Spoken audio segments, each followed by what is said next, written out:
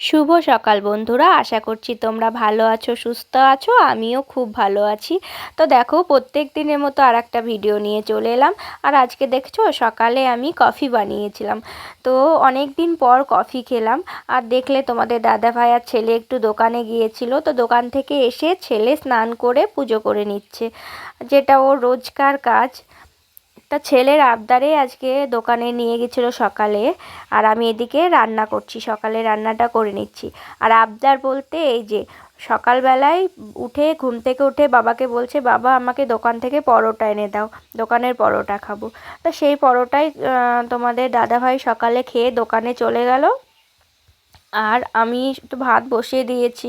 আর ছেলেও তো সকালে খেয়ে নিয়েছে। আর যেটা ওর কাজ দেখছো, প্রত্যেকটা দিন কিন্তু ও এটা করেই। আমি কিন্তু ওকে বলি, জিজ্ঞাসা করি, জানো তো, যে যখন তুই স্কুলে যাস তখন তাহলে কি করিস?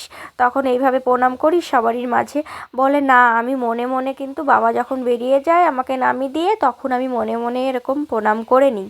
তাই এদিকে দেখো, আমার সমস্ত কাজ হয়ে গেছে।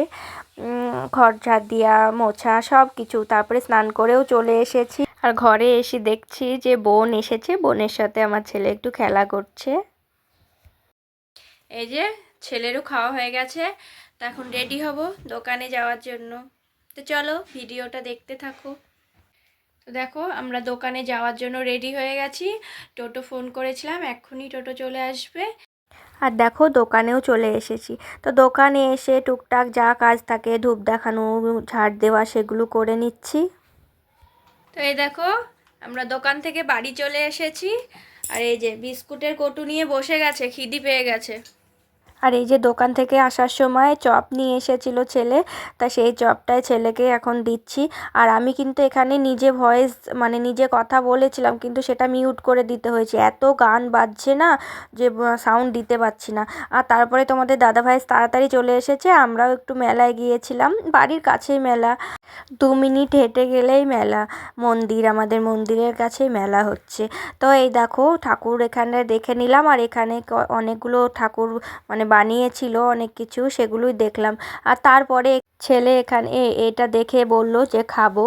তো সেই জন্য এখানটা নেওয়ার জন্য দাঁড়িয়েছিলাম। পটেটো স্প্রিং না কি বলছে।